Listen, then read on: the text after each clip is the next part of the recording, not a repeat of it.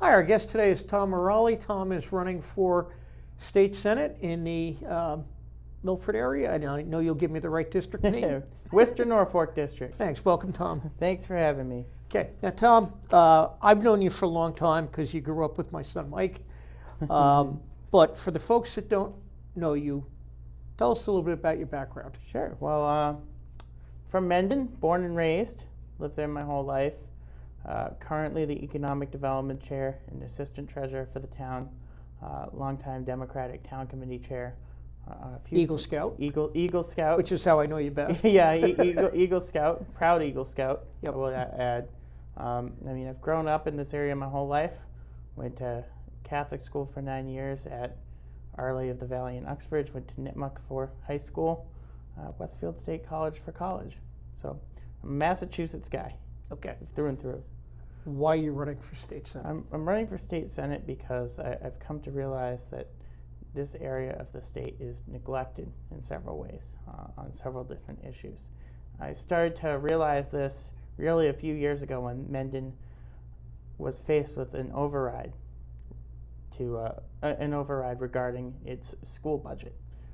Quite a costly override. Quite a costly override, and I was organizing Nipmuc alumni to come out and vote in favor of it because I felt that future generations of students deserved a good school system.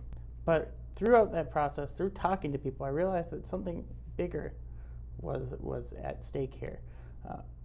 The problem wasn't so much on the town level. The problem was that throughout the state, we have an underfunded education system. We have a funding formula when it comes to state aid that's severely out of date, that leaves towns like Mendon forced. It's about 20 years old, I think. Yeah, it came out in 1993 was when this formula was devised. And over time, you've seen the state giving less and less aid. And towns like Mendon, which I see this point of view from the tax office, are having to fund more and more of their school systems on the local level, which leads to people who have lived in their homes for decades getting priced out of them as property taxes go up. Absolutely. So this is an issue that I think is bigger than just one town. It's bigger than just a few towns. It's a statewide issue, and we need people in the state senate who are pushing for this. Now, this is only one of several issues I've seen that have been ignored. We've seen an issue in Uxbridge where contaminated soil or soil from contaminated sites is being dumped on top of a drinking water source. Yep. That's an issue that has gone unsolved of yet. We have towns that have brown water and really undrinkable water in many cases. That's an issue that has gone unsolved. We have an opiate crisis that's spiraling out of control. We have healthcare costs that continue to rise. So I see several issues affecting this region that, as of yet, don't have anyone advocating to solve them. So you believe the current incumbent is not addressing those issues? Not sufficiently, no. Okay. I've spent months now talking to people at the door, talking to boards, talking to committees throughout this district, which is 13 and a half towns, by the way. It's most of southern. What's the half town? I'm just curious. Northbridge. Okay. So I'll go through the list really quick because I've memorized. Bellingham, Milford, Hopedale, Mendon, Blackstone, Millville, Uxbridge, half of Northbridge, Sutton, Douglas, Oxford, Webster, Dudley, and Southbridge. Well, that's a long Yep. district, goes sort of along the southern border. Along the southern border. of the And state. it's Just curious, which half of Northbridge do you have? the southern half. Does it go by village, or does it's it, or the does it first cut and third precinct, which is basically Whitensville and Linwood. Okay. Um, Okay. So Yeah. close to Uxbridge. Close to Uxbridge, yeah. Yeah. And Mendon, that part. So, so there's a lot of towns, like I said, with a lot of unique issues, but the common theme is that the central mass seems to be ignored in a lot of the policies that the state government makes, and that needs to change. Okay. So I've been, like I said, I've been talking to people at their door. Campaign's knocked on over 17,000 doors already. Wow. So I've gotten a sense that we're all in the same boat in that we feel that we don't have a voice on Beacon Hill. I've talked to superintendents that say they've never talked to either their state representative or their state senator in this district, which to me is crazy, because how are you supposed to know the unique problems your district is facing when you haven't even scheduled a meeting with the people who are on the ground dealing with things as they arise. So I've really gotten out talking to people, and like I said, the sense I've gotten is that they feel that they don't have a voice. Does anybody feel that you're too young to be running? Well, if anybody felt I was too young to be running, I mean, I'm proud that this is a millennial versus millennial race. The current incumbent's a young guy as well. We're both younger. Right. Yeah. I just wondered, because he was quite young when he started Yeah, politics. absolutely. But you're what, 27, 28? I'm 28. Yeah. I'm 28. We're both young guys. It's a 5-year difference in age between us, which I'm very proud of, that this is a millennial versus millennial race. I can't think of too many of those that have happened recently. And I think, you know, I'm someone that's lived in this area. I've had some experience in government and the nonprofit sector as well. And I think I have some experience needed to represent the people of this district. And what's the reaction when you knock on doors, other than they say they don't feel they're represented enough? Well, is it, do they want to talk? Do you get the door slammed? Well, or do you get the door slammed in well, your face? no, I think people, at first they say, what are you selling? You know?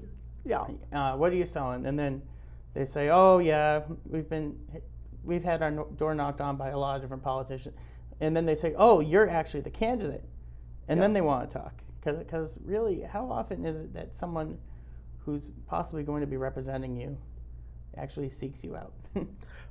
It's a good point. I know in a local race they do. In a local race. And in a local race, you usually can, because you're voting for somebody in your town, if you're mad enough, you can usually call them at home or track them down, or you know, find them at a coffee shop and interrupt their breakfast. You know, in my tenure as an elected official in Mendon, you know, people have never been shy about interrupting me in a local diner or shopping in a supermarket or things like that. But you're right, the higher up you get, the less you see people. Yeah, and I think I've made it a point to make myself accessible.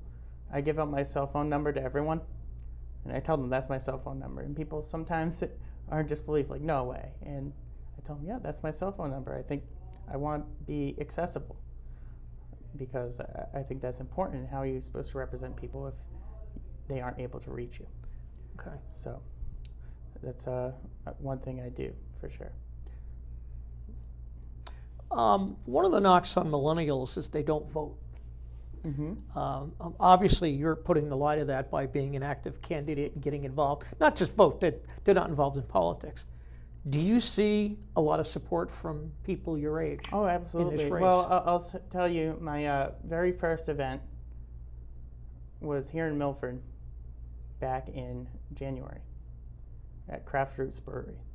And it had over 100 people there. And the vast majority of the crowd, you could tell, were millennials. In fact, someone from a different district who was in politics stopped by and said, wow, how'd you get this many people, young people? And I just pointed to the beer tap.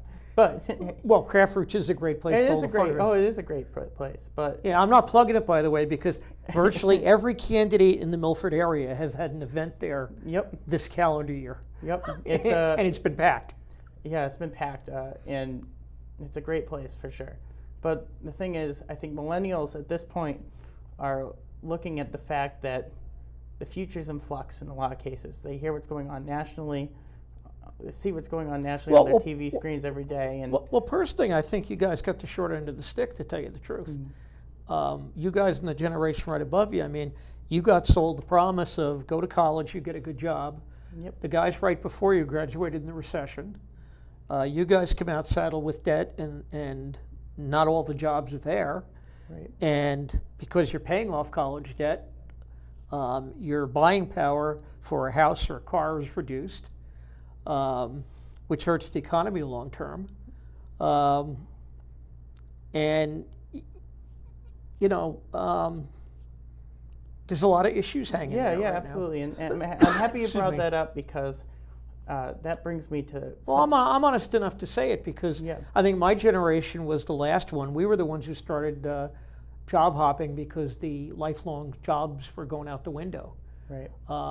You know, they don't exist anymore that my dad had, your dad had, or had the ability to have. They don't exist anymore.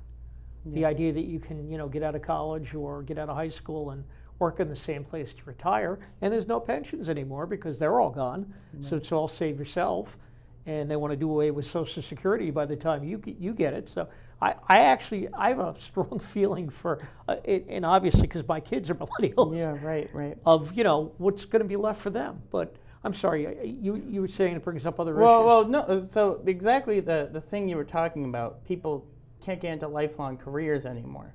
I think that is one of the big problems we're facing right now. And here in the Blackstone Valley, in greater Blackstone Valley, we actually are taking steps to solve it. The Blackstone Valley Chamber of Commerce is pushing for a consortium of high schools, kind of like they have a consortium out in Western Mass for the colleges. Yep. And they're trying to push that trades will be offered inside these high schools. So, you know, you have BVT. It's a fantastic school. But there's a waiting list of about 600 people on it. And I think there's people in school that could use a trade education, could use a career-based education. Yeah, that's become more of a college prep school than a trade school. Yeah, actually Douglas High, you saw this past year, had the same amount of kids going into the workforce, going into college, and going into the military. Same exact percentage as BVT. Yeah. And so I mean, under the current superintendent, BVT evolved from what it started as, which was a pure trade school, and became much more of a college prep school. I'm not knocking that. No, it's but fantastic. the biggest complaint I always hear from people is, you know, when the economy's booming like now in the trades, which is, you know, I can't get a carpenter or a plumber or an electrician out of there. I'm still looking for people because the kids are all going off to college. It's not a knock on the school, because the school fills a really big niche that's needed. Right. But it's just not like it was in the 60s. Right, and so the way we have to address that... But neither are the jobs. Neither are the jobs. A lot of these jobs are very highly specialized. Yeah, I mean, when Bob Tremblay, who's now the superintendent of Framingham, was in Milford, he told me one day, when he gets a kid coming in kindergarten or first grade, he said to me, Kevin, I'm educating them for jobs that don't exist yet. Right. We don't even know what they are. And so you look at that and you go, well, you look at, you know, journalism has changed radically. Virtually every job has changed radically. Absolutely. And so, you know, even the guys framing a house are using a nail gun today, not swinging a hammer. Right. And you know, that's a radical change. So we're educating today, but I mean, a consortium of high schools would be great. Yeah, and that's kind of what I think we need to push for, is career-based education. We hear this debt-free college, that we hear that's what Europe does, but that's not entirely true. What Europe has is career-based education. They do. What they say is, you know, you can be an English major, but especially like Germany. Germany educates people for those, you know, you always hear the German precision work for the factory jobs that they have, and you get a career. You know, you can get a career in that, and they retrain people. We do a lousy job of retraining in this country. When people get laid off, it's sort of like, well, you got laid off, go find a job. Right. So the thing is, we have several schools that, one of the problems is kids leave to go to other places. Right. People go to charter schools in the western part of the district. That's a huge issue. Out here we have something like Norfolk Aggie, which is taking, I think, a third of their kids actually come from the Blackstone Valley, which... Who still want to learn farming. What? Who still want to learn how to run farms. Yeah. Well, but the problem is it's out of district. So the out-of-district the tuition cost is goes about, up, about yeah. $20,000 more than the in-district tuition. Right. But the idea of this consortium is that you would be a student at Nipmuc. If you have a coding class at BMR, you could take that coding class at BMR, but instead of the money leaving your district, you're still considered in district because it's all. Right. Well, it's just like you mentioned. I don't know if people are aware what you're talking about, but if you go to one of the colleges in what I call the UMass Amherst area, and how many colleges are out there? 7, 8. You're free to take classes at the other colleges. Right. But you're not. There's no big exchange of tuition. They just accept the fact that Kevin's enrolled at UMass, but he wants to take a particular class Exactly. at Mount Holyoke. Exactly. And this isn't just trades either. It's school. It's classes that go towards college credits. Right. And so if you could potentially graduate high school with an associate's degree, cutting your student loan in half by the time you get out. And this is what I think we need to move towards as an education system. Yeah, I'd like to see instead of Quinsigamond community going to, I think they just Northbridge, coming to a more central location in the valley. Yeah. Or some community college, Right. or having your own community college that the kids can go to. And let's face it, some kids need more training in the trades, but there are some smarter kids who, as you said, could earn an associate's degree while in high school. Yeah, and this is like I said, I think a few years ago we had a major educational initiative on the ballot, and that was, should we expand to more charter schools? This entire district said no, and by quite a majority, I might add. Unfortunately, we have schools that are taking students away, taking money away from several schools in our district. Right. And the question is, so how do we push the idea that people have a choice of what type of education they want, but at the same time make it so that our public education is adequately funded, and no matter what your zip code is, you can get access to a quality education. And I think that this is the solution. I mean, yeah, it is no secret the more wealthier towns have a much better educational system. Right, and so that's something I think we need to fix, and I think that this consortium is a step towards fixing it. Yeah. I just remember when my mother and father were growing up in the greater New York City area in the 30s. Right. They had the equivalent of the MCAS tests, were the Regents test. And those who scored high on the Regent tests got a free college education at the City College of New York. Now, obviously, that wasn't as good as a private school or another school. Right. But if you could buy your books, you could go to CCNY and get a college degree. And getting a college degree in the 30s was rare. Right. In fact, my mother had to drop out in the Depression because she couldn't afford the books. She never got over that. And so she pushed education for my 2 sisters and I as the most important thing. My father and her did that.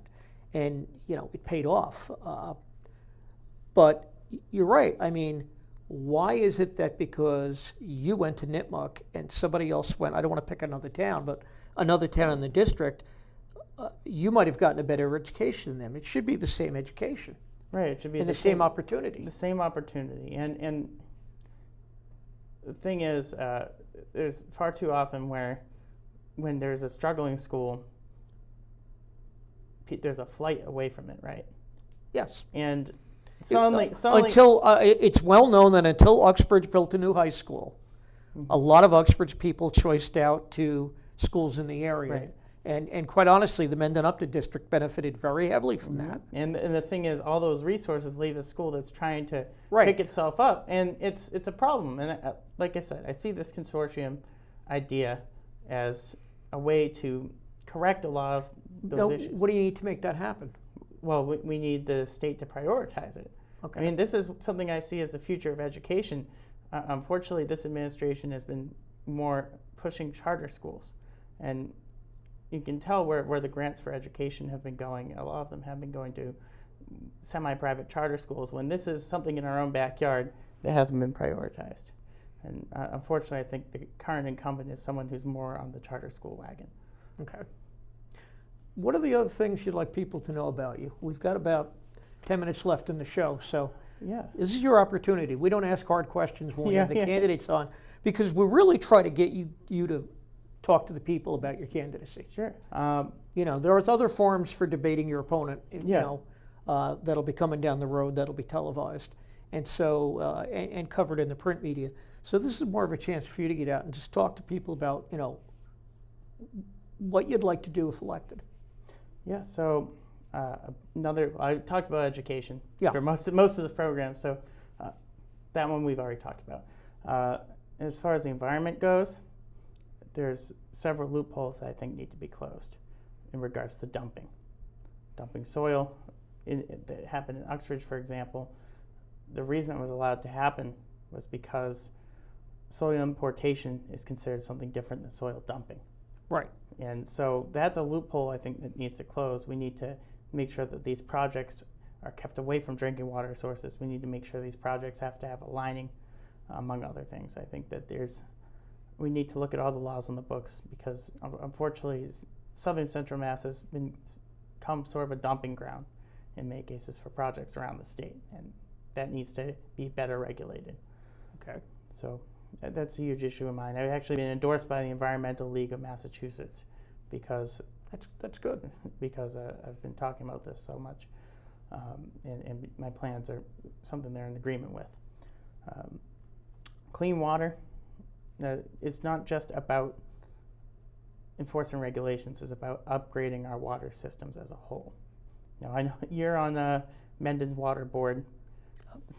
Yep, for all the 155 users. Yeah, for all 155 users. But what I was going to say is an awful lot of the users in the Senate district are on wells. An awful lot of but that's something where dumping can severely affect your well. Dumping effects, and the other issue, candidly, is most people only get their well checked when they buy the house, and the bank wants you to do the quality and the quantity test. Yeah, absolutely. And they care more about the quantity, so you do the quality and you kind of put it in the back of your head, whereas your municipal water supply is being tested every day. And the problem is if something bad happens, where do you go? Yeah, well, where do you go? But you might not find out about it until years down the road. Right. And that's unless you're spending $500 to $1,000 every year having a real thorough chemical analysis done on your well. So there's a lot of users on wells throughout the district. You're absolutely correct. And septics. And septics, well, and septic, yes. The larger communities obviously have municipal water and sewer systems. Right, and those municipal water and sewer systems have problems. They're old. They're old. That's the issue. Just like roads and bridges, I think the state really needs to invest in our water infrastructure as a whole. And there was actually a system set up a few years ago, the Clean Water Trust, and the idea was that it was going to act like Chapter 70 or Chapter 90 money, a constant reimbursement to the towns to help upgrade water projects. That never took off. We really need to look at it has to be funded. We really have to look at funding that. One way we can fund it is to put a surcharge on such projects like what was going on in Uxbridge, saying, look, we know you have to get rid of this, but it poses a great risk to people, a great potential risk to people. We're going to put a surcharge on this that goes to a clean water fund. That's one way to do it. Another way to do it is something the Supreme Court just decided on, is that Massachusetts and other states can actually have a mechanism to collect on online sales tax. Now, this isn't a new tax. This is a tax that we're not collecting. We're not able to collect. Right. I believe what we were doing is collecting if the company had a facility in the state. Right. So when Amazon opened up a facility in Cambridge, we started taxing Amazon purchases. But before that, we weren't. Right. And the problem is that it severely puts brick and mortar businesses at a disadvantage. And there's been estimates that it could bring $300 million in revenue. Now, this is revenue I think needs to go to three things: infrastructure, public transit, and education. And so public transit needs money. Public transit needs money. Well, public transit is pretty much non-existent out here. I mean, I was going to say the interesting thing about your district is, with the exception of Northbridge, has one bus running from the Worcester regional to the Milford regional facility. Milford is now joined the Metro West facility. Hopedale, I think, is trying to join them, but I don't know if they're getting bus service. Bellingham is part of Bellingham is part of GATRA, but the majority of towns, if I'm not mistaken, have no transportation system. So Webster, Oxford, And Southbridge have buses from Worcester going to them. Right, But then you have this giant hole in the middle of the district. but Hopedale, Mendon, Uxbridge, Blackstone, Millville. Blackstone, Millville, no bus Nothing, transportation. nothing. And that's a problem. Right. It's a problem getting to medical appointments. It's a problem getting shopping. It's a problem for a lot of people, whether you can't drive or you get too old to drive. Right. And when you have a situation like Millville where they just suspended senior transportation because of their financial problems. People didn't pass the override. No, so people didn't pass the So override. the library went and the senior center went but first. I think that they're... And town government's down to 19 hours a week, I hear. Right. But I think that public transit is beneficial, would be beneficial to this area. I think a connected Commonwealth is a Commonwealth which is viable, that's economically strong. Yeah. I have to tell you, I grew up in an area with public transportation. And it was second nature for people to take it to school, to work, Right. for entertainment. And when you don't have it, you're also dependent on a car. It's interesting that one of the first things I hear at the door when I talk to people is how they wish there was a bus service. Yeah, I mean, you don't. It's interesting. I've been watching, Milford adopt over 2 years to getting bus service, and people didn't even know how to use it, and it just flabbergasted me because until I moved to this area, which has been a long time for me, I had public transportation everywhere. I had it in New Jersey growing up. I had it in Rhode Island. I mean, I had it in New York. You have it in the Boston area. You had it in Western Mass with the colleges. Yep. You went to, and it's second nature to just take it anywhere. Yep. My kids have had it where they went to school. And until you've had it and have it taken away, you don't know what you're missing. Right. I know I'm scheduled for surgery in September where I won't be able to drive for 30 days. And I mean, the idea that scares me because if there were bus service, I could take the bus. Instead, I have to depend on other people now to take me where I need to go until I could drive again. Well, I hear from the surgery, and it's just frightening to think that I have to depend on everybody for that, whereas it would be so much easier to walk to a bus stop and take a bus. Absolutely. So one last big push of my campaign is healthcare. Okay. We have some of the highest healthcare costs in the country. Yep. I think it's time to move Massachusetts towards a single-payer system. I think... Hallelujah. I think... Works in Europe. It works in Europe. It works in small doses around this country. We have Medicare. Right. People love Medicare overall. There's some problems when it comes to prescriptions, but I think that's a system we should be looking at.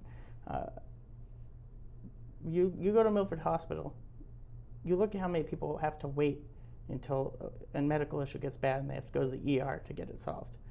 I think we have to look at providing everybody with coverage through the Massachusetts government and allowing them to see a doctor when they need to.